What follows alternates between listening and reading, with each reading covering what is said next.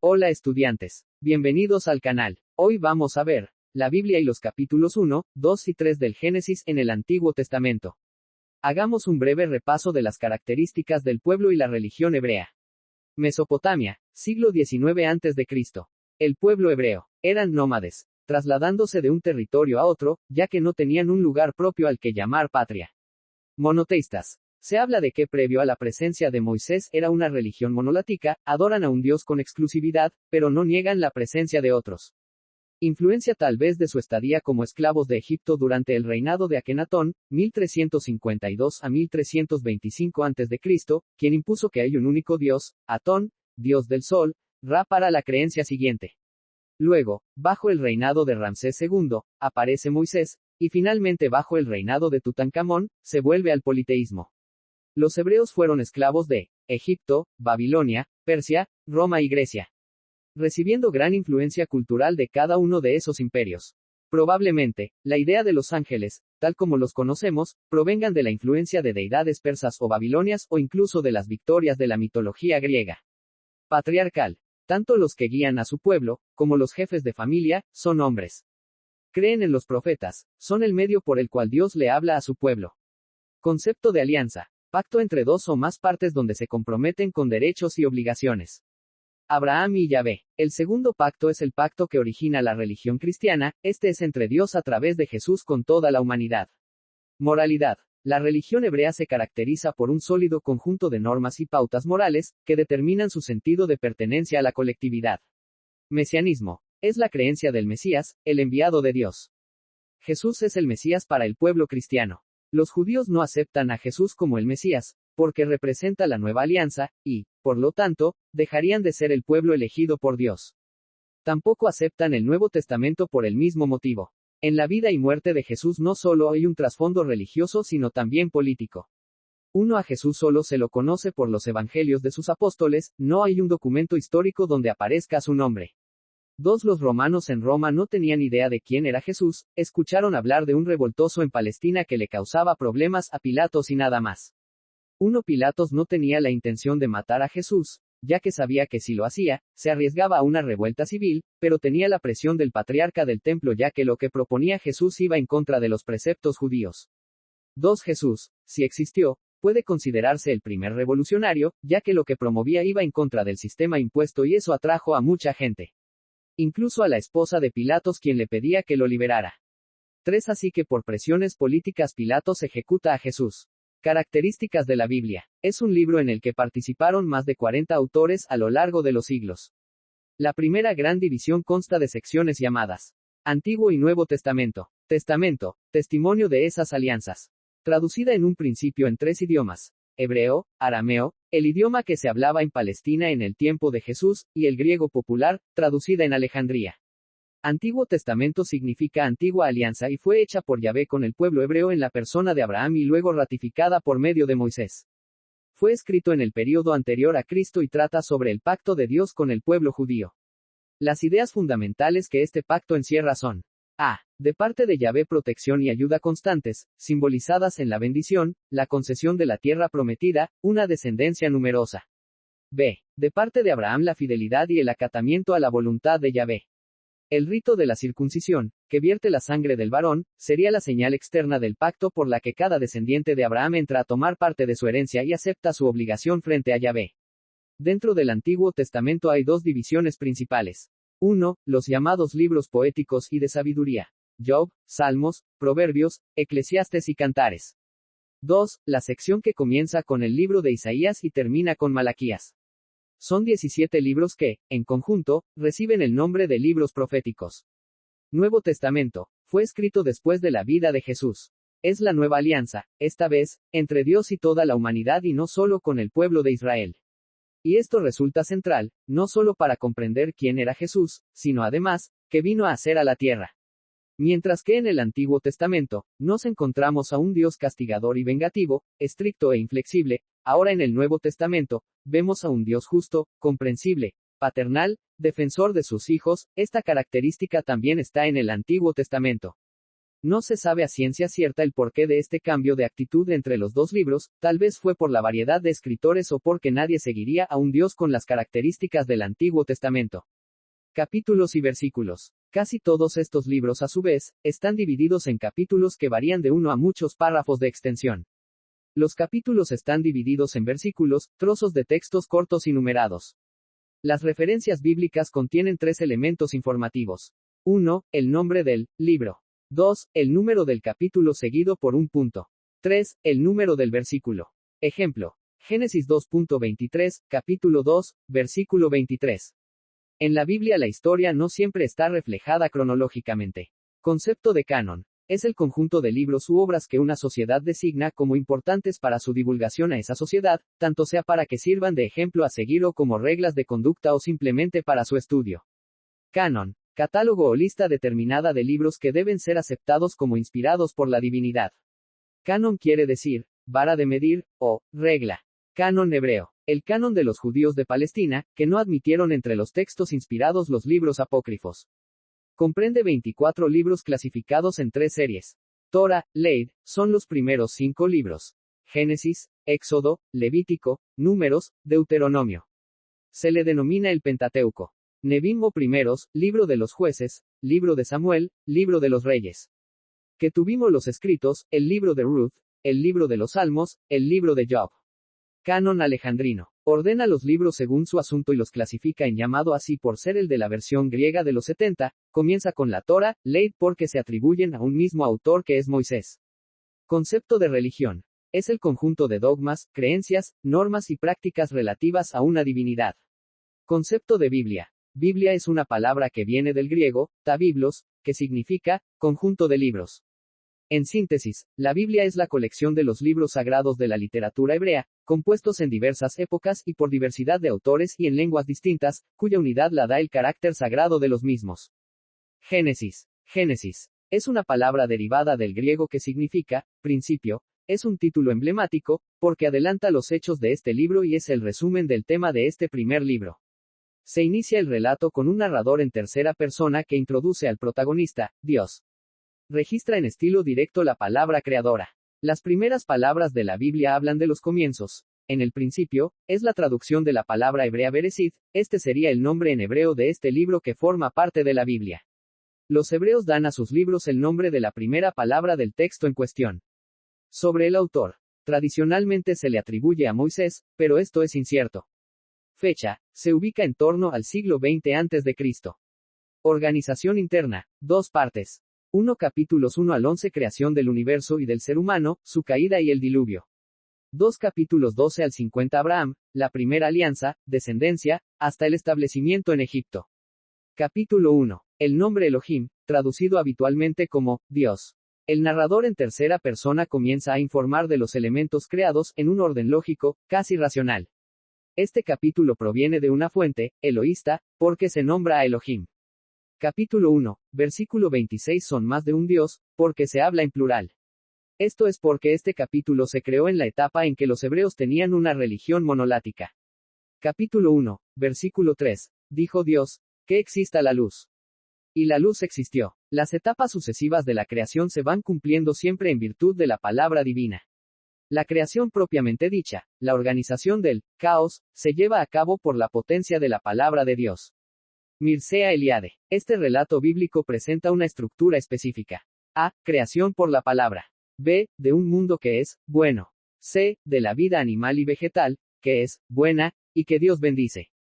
D. Finalmente, la obra cosmogónica se corona con la creación del hombre.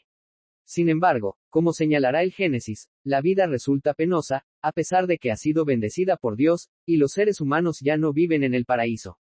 Pero todo esto es consecuencia de una serie de errores y pecados de los antepasados. Dios no tiene responsabilidad alguna en este deterioro de su obra maestra. Dios crea a partir de la palabra según este narrador, de ahí lo que señalará el Evangelio de Juan. Capítulo 1, versículo 1 En el principio existía la palabra. Todo se hizo por ella. Capítulo 1, versículo 3 Y sin ella no se hizo nada. Sucesivamente, se señalan los actos creadores de Elohim, Dios. Este texto corresponde a un período luego del exilio de Babilonia y compuesto en Jerusalén. En algunas traducciones figura Yahvé, Elohim, traducido por el Señor Dios, corresponde a un intento de unificar al creador de ambos relatos. En el segundo relato se nombra a Yahvé. El concepto revolucionario de un Dios eterno, absoluto, omnipotente y único, fue propuesto por primera vez por el faraón Akenatón, después fue adoptado por los hebreos o reinventado por ellos, mientras fueron esclavos en Egipto. El primer acto en ese caos inicial del que parte esta creación es la separación de la luz y la oscuridad. Hay además una comprobación que se reiterará a modo de estribillo en cada uno de los actos creadores. Vio Dios que la luz estaba bien. Esta apreciación de la divinidad demuestra una aprobación absoluta de su propia obra. Cada una de sus acciones recibe la aprobación del Hacedor, bajo una forma fija que se transforma en el recurso literario llamado epífora, repetición de la frase, y vio que era bueno. Cada acto creador es entonces cerrado por esta reiteración que informa de la conformidad divina. La última de sus creaciones, el ser humano, que cierra esta sucesión de actos, reafirma con una variante esa aprobación. Vio Dios cuanto había hecho, y todo estaba muy bien. Capítulo 1, versículo 31. Dios es perfecto, por lo tanto, su creación es perfecta. Distinto del Popol Vuh, donde hay 4 creaciones del hombre: arcilla, piedra, madera y la última, llegando a la perfección, de maíz. Cada creación se abre con la reiteración, dijo Dios, que se transforma en una anáfora, figura retórica que consiste en la repetición de una o varias palabras al comienzo de una frase, o al comienzo de diversas frases de un período. Epífora, figura que consiste en la repetición de una o varias palabras al final de una frase o al final de varias frases de un período. Otra expresión que se reiterará a lo largo del relato es la minuciosa señalización de cada uno de los días empleados en la creación, la expresión y atardeció, día primero, segundo, etc. Funciona también como un estribillo. Estos elementos que periódicamente se repiten le confieren al texto un tono sentencioso y le dan una cadencia que es propia de textos sagrados. Teodoro H. Robinson. El todo está distribuido en una serie de días, y a cada día corresponde una porción del universo. Los acontecimientos están arreglados en un armazón que consiste en ciertas fórmulas repetidas al principio y al final de cada acto separado. En todo él se observa un orden definido y progresivo. Dios no necesita medio físico o agentes materiales, su palabra es suficiente. Se aprecia que este relato corresponde a gente con una cultura avanzada, con cierta capacidad de abstracción que el relato del capítulo siguiente no propone. El capítulo 1 más nuevo que el capítulo 2. Capítulo 1. Cultura avanzada, capacidad de abstracción, creación con la palabra. Capítulo 2. Cultura más primitiva, crea con las manos y usando materia prima, Dios alfarero. Día 1. Inicialmente, se crean los cielos y la tierra para pasar, ahora sí, a la palabra, que permite la creación de la luz, comprobando entonces, que la luz estaba bien, separando entonces la luz de la oscuridad.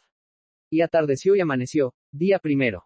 Día 2. Haya un firmamento, dijo Dios. Fórmula que se repite, separando aquí las aguas unas de otras, separándolas de debajo de las de arriba a partir de la creación del firmamento.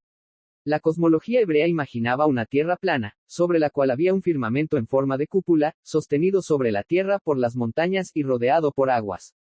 Agujeros o compuertas, Génesis capítulo 7, versículo 11, permitían que el agua cayera como lluvia. Este acto de creación, narrado en los versículos 6 a 8, separa las aguas debajo de la tierra de las de arriba, llamando a la parte de arriba, al firmamento, cielo, es el día, segundo. La separación de las aguas, dejando ver la tierra separada de aquellas, acerca la creación de los componentes que configuran el espacio donde va a tener cabida el mundo animal, vegetal y el hombre. Esta creación es valorada por la voz del narrador que señala, y vio Dios que estaba bien. Día 3. Para ese espacio que es la tierra, Dios hace que la propia tierra produzca vegetación. Produzca la tierra, vegetación. Hierbas que den semilla por sus especies y árboles que dan fruto con la semilla dentro, por sus especies. Capítulo 1, versículo 12. En esta creación de los vegetales está ya implícita la posibilidad de regeneración. Lo que anticipa en cierta medida lo que ocurrirá en el momento en el que Dios cree al hombre. Esto ocurre en el tercer día. Día 4. Se crean los luceros para el firmamento celeste, específicamente para señalar solemnidades, días y años, haciendo además los 2 luceros mayores, uno para el día y otro para la noche. La creación es aceptada por la divinidad. Los luceros no son meros ornamentos celestiales, su propósito es indicar el tiempo. Ellos señalan el día y la noche, también señalan los cambios de estación, o indican, a los hombres, cuando deben celebrar las festividades. Esto sucede en el cuarto día. Día 5. Para la creación que se realiza este día, de la misma manera que las anteriores, el narrador indica, dijo Dios, sin embargo, en el versículo 21 se señala, y creó Dios, es la segunda vez en este primer relato que se emplea la expresión, crear, una en el versículo inicial y en este, cuando crea la vida, los monstruos marinos y todo animal viviente. Al comprobar la bondad de lo creado, ordena, sed fecundos y multiplicaos. La tercera vez que se emplea la expresión, crea, ocurre cuando hace a la primera pareja, versículo 27. Robinson. Estrictamente hablando, hay solo 3 actos de creación. Este término se usa para referirse a la introducción de un elemento que no puede ser explicado por nada de lo que había pasado antes. Los actos intermedios son, en cierto sentido, evolutivos, es decir, el reajuste de la materia ya existente para formar nuevas combinaciones, y la palabra que se usa al referirse a ellas no es crear, sino simplemente hacer. Los conceptos que los hebreos y otros pueblos primitivos tenían de las sustancias no eran tal como los concebimos en el presente. Diferenciaban, por ejemplo, la luz, hecha en el primer día, de la luna, sol y estrellas. En el momento de iniciarse la creación, no hay orden, ni forma, ni distinción entre sólido y líquido, nada, sino una mezcla indefinida, y arriba, el aliento de Dios. Lo mismo ocurre en el espacio aéreo, el aire y demás sustancias gaseosas no son considerados materia. Robinson. En el relato del quinto día, hallamos de nuevo la palabra, crear, un elemento nuevo debe ser introducido, la vida. La vida vegetal no era propiamente tal para la mentalidad del Antiguo Oriente. En la vida animal tenemos un factor para el cual no existe una base en la materia o en sus productos, Dios debe intervenir y hacer algo enteramente nuevo. La reproducción de las plantas, es automática, la del reino animal es debida a la voluntad consciente, y necesita la autoridad divina y el mandato divino. Estamos en el día quinto. Día 6. Crea a los animales terrestres y concluye con la creación del hombre, la orden es, dijo Dios, produzca la tierra animales vivientes. Capítulo 1, versículo 26. Hagamos al ser humano a nuestra imagen, como semejanza nuestra, y manden en los peces del mar y en las aves de los cielos, y en las bestias y en todas las alimañas terrestres, y en todas las sierpes que serpean en la tierra. Debemos señalar 2 aspectos. 1. La creación del hombre está destinada según este relato. Dominar sobre todos los animales. Imagen y semejanza de su creador. Primer relato. Creado a partir de la palabra. Nueva concepción. Dios tiene forma humana. Segundo relato. Dios se pasea con Adán y Eva por el Edén. 2. El otro aspecto a tener en cuenta es el uso del plural, primera persona del plural. Remanente del politeísmo. Parentesco con otros textos religiosos orientales. Isaac Asimov. Señala en relación con el término usado, Elohim, dioses, la palabra hebrea que aquí se traduce por Dios, es Elohim, forma plural que normalmente habría que traducir por dioses, nosotros, 3 posibilidades. 1. Expresa su autoridad y dignidad. 2. Habla ante un auditorio de ángeles. 3. Punto de vista cristiano, habla en nombre de la Trinidad. Error imperceptible. El hombre ya conocía el bien y el mal. ¿Por qué luego le deja el árbol, del conocimiento del bien y del mal, y le prohíbe comer de él? Tal vez para probar la lealtad de Adán y ver el uso que hace del libre albedrío. Capítulo 3, versículo 22. He ahí al hombre hecho como uno de nosotros, conocedor del bien y el mal. Inmediatamente, el narrador del texto bíblico señala, creó, pues, Dios, al ser humano a imagen suya. A imagen de Dios lo creó. Macho y hembra los creó. Nuevamente, el uso del verbo, crear, pero crea, al ser humano, y ambos, macho y hembra, de una sola vez, en contraposición al segundo relato, donde es creado primero el hombre, respondiendo así a una concepción machista en la interpretación de los textos bíblicos. Tal vez fue Lilith, la primera mujer de Adán, ya que hay 2 creaciones de la mujer.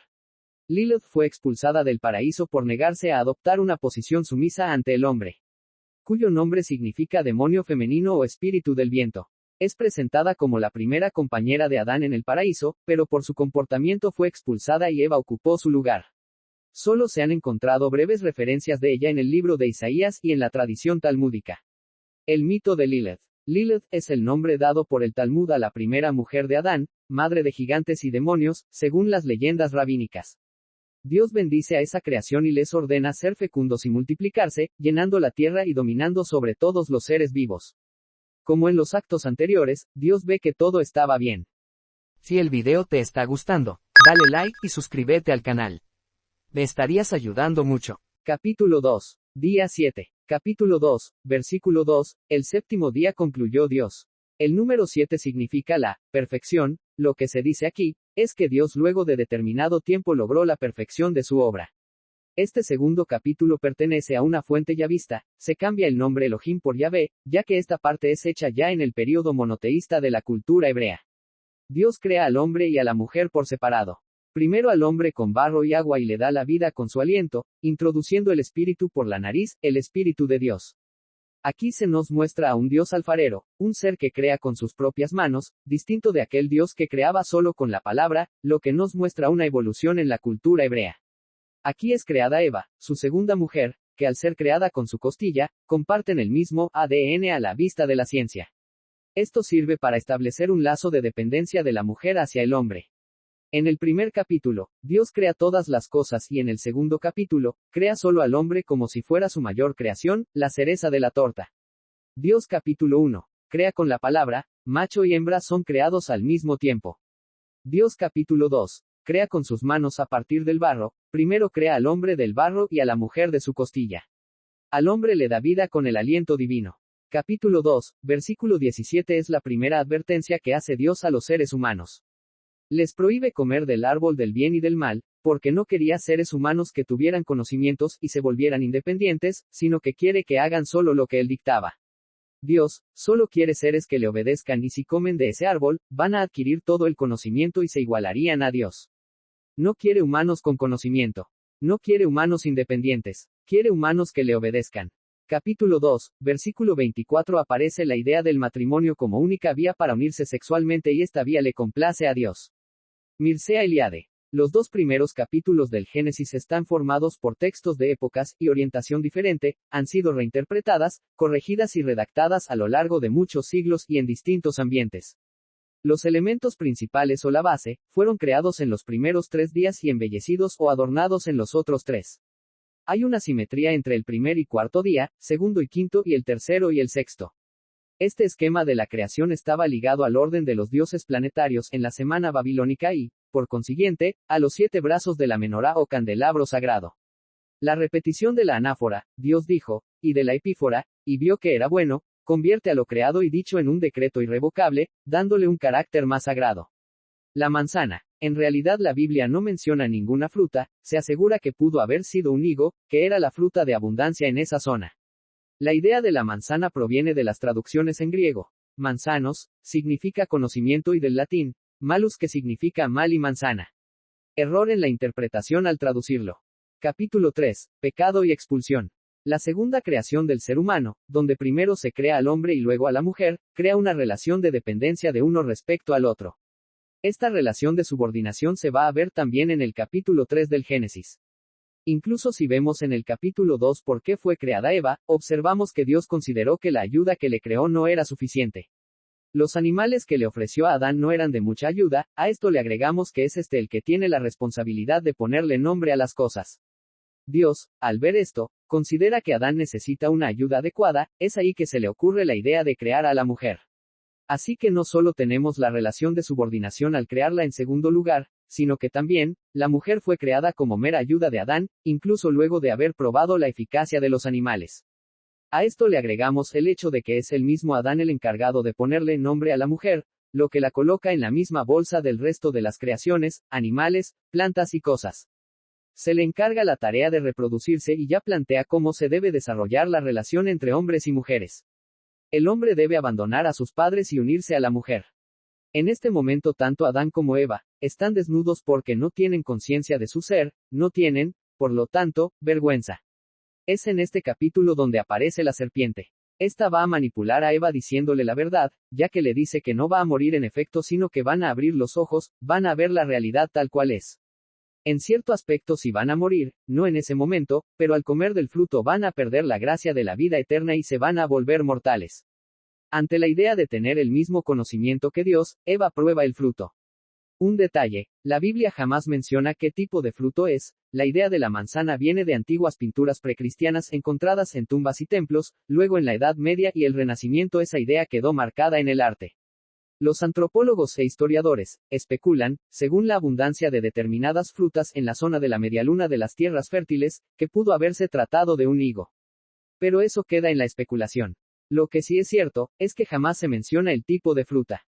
Eva no solo comparte el fruto con Adán, sino también el conocimiento, va a ser la única vez que están en igualdad de condiciones.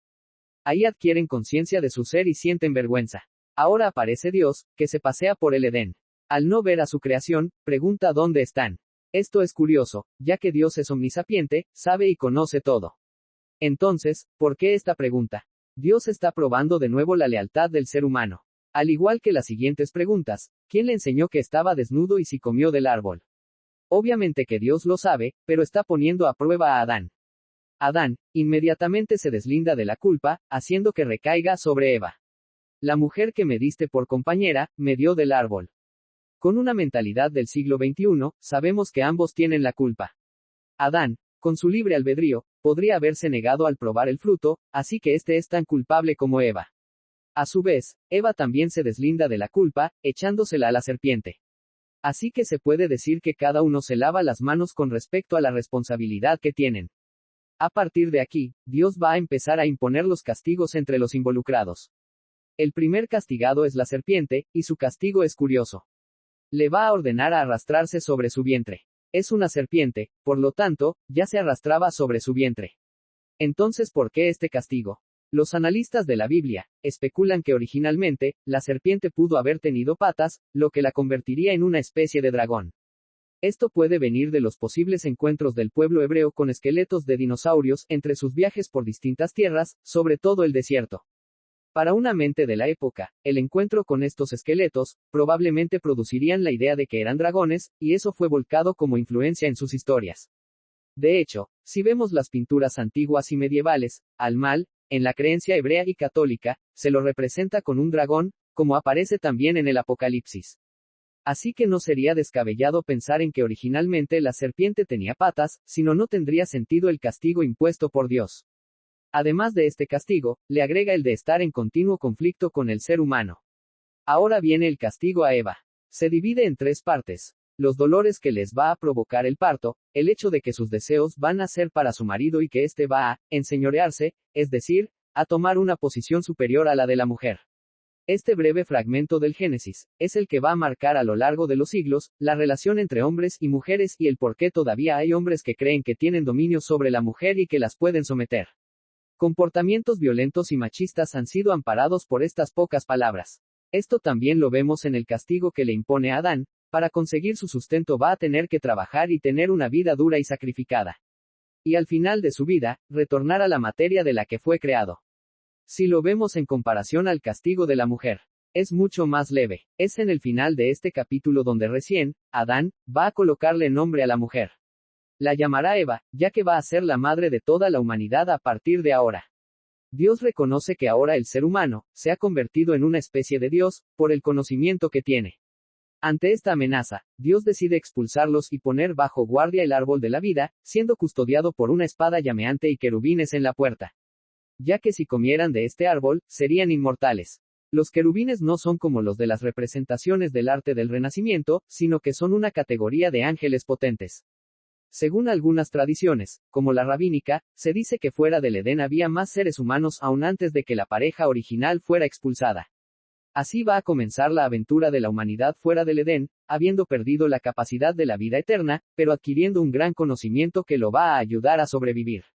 Este hecho tiene mucha relación con el mito de Prometeo en la mitología griega, donde este titán le roba el fuego a los dioses para entregárselos a los humanos. De esta forma la humanidad pudo avanzar y evolucionar.